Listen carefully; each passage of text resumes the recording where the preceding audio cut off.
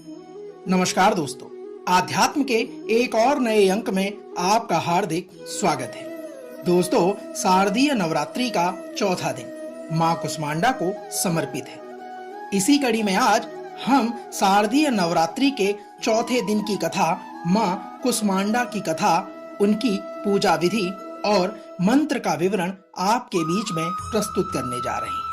तो आइए आरंभ करते हैं शारदीय नवरात्रि की चौथे दिन की कथा, मां कुष्मांडा की कथा, पूजा विधि और मंत्र के सार को। दोस्तों, नवरात्रि के चौथे दिन देवी शक्ति के कुष्मांडा स्वरूप की पूजा की जाती है। ऐसा माना जाता है कि जब सृष्टि की रचना नहीं हुई थी, उस समय चारों तरफ अंधकार था। तब देवी के इस स्वरूप द्वारा ब्रह्मांड का जन्म हुआ। देवी कुष्मांडा अष्टभुजाओं से युक्त है, अतः इन्हें देवी अष्टभुजा के नाम से भी जाना जाता है। ये भक्तों के कष्ट, रोग, शोक, संतापों का नाश करती है। आइए जानते हैं मां कुष्मांडा की पूजा विधि के बारे में। सबसे पहले कलश और उसमें उपस्थित देवी देवता की पूजा करें। फिर अन्य देवी देवताओं की पूजा करनी चाहिए। इनकी पूजा के बाद देवी कुष्मांडा की पूजा करें। इस दिन सुबह जल्दी उठकर स्नान कर हाथों में फूल लेकर देवी को प्रणाम करें। इसके बाद व्रत पूजन का संकल्प लें और फिर मां कुष्मांडा सहित समस्त स्थापित देवताओं की षोडशोपचार पूजा करें। फिर माता की कथा सुने, इनके मंत्रों का जाप करते हुए ध्यान करें और अंत में आरती उतार कर तत्पश्चात प्रसाद वितरण कर पूजन संपन्न करें। अंत में माता को मालपुए या फिर कुम्हरे अर्थात कद्दू से बने पेठे का भोग लगाएं। दोस्तों, आइए जानते हैं कुष्मांडा देवी के मंत्र के बारे में। कुष्मांडा देवी का मंत्र कुछ इस प्रकार है। या देवी सर्वभूतेषु मां कुष्मांडा रूपेण संस्थिता, नमस्तस्यै नमस्तस्यै नमस्तस्यै नमो नमः। साथियों, यह तो थी मां कुष्मांडा की पूजा विधि और मंत्र का सार। आइए अब मां कुष्मांडा से जुड़ी व्रत कथा का श्रवण आप और हम मिलकर ध्यान पूर्वक करते हैं। दोस्तों, नवरात्रि के चतुर्थ दिन मां कुष्मांडा जी की पूजा की जाती है। यह शक्ति का चौथा स्वरूप है, जिन्हें सूर्य के समान तेजस्वी माना गया है। मां के स्वरूप की व्याख्या कुछ इस प्रकार है।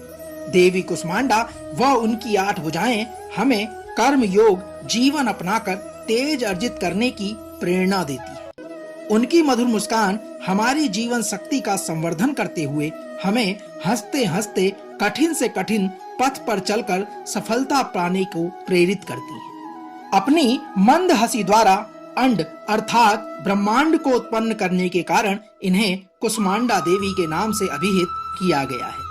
जब सृष्टि का अस्तित्व नहीं था, चारों ओर अंधकार ही अंधकार परिव्याप्त था, तब इन्हीं देवी ने अपने इसित हास्य से ब्रह्मांड की रचना की थी।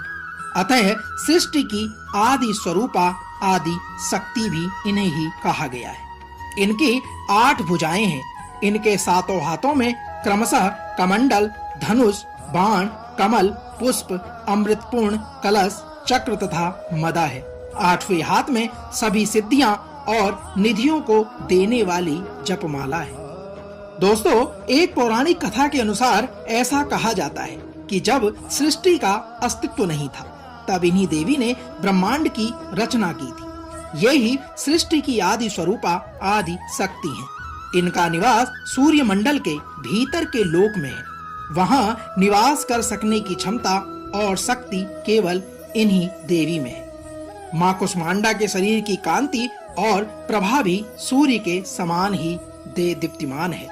मां कुष्मांडा की उपासना से भक्तों के समस्त रोग और शोक मिट जाते हैं। इनकी भक्ति से आयु, यश, बल और आरोग्य की वृद्धि होती है। मां कुष्मांडा अत्यल्प सेवा और भक्ति से प्रसन्न होने वाली देवी मानी जाती है। साथियों, इनका वाहन सिंह है। नवरात्र पूजन के चौथे दिन कुष्मांडा देवी के स्वरूप की ही उपासना की जाती है। इस दिन मां कुष्मांडा की उपासना से आयु, यश, बल और मनुष्य को स्वास्थ्य में वृद्धि मिलती है। दोस्तों, तो यह तो थी शारदीय नवरात्रे के चौथे दिन मां कुष्मांडा से जुड़ी हुई कथा, पूजा विधि और मंत्र का सार। कल शारदीय नवरात्रे के 5वें दिन की कथा को लेकर एक बार पुनः आपसे होगी मुलाकात। तब तक जय मां कुष्मांडा।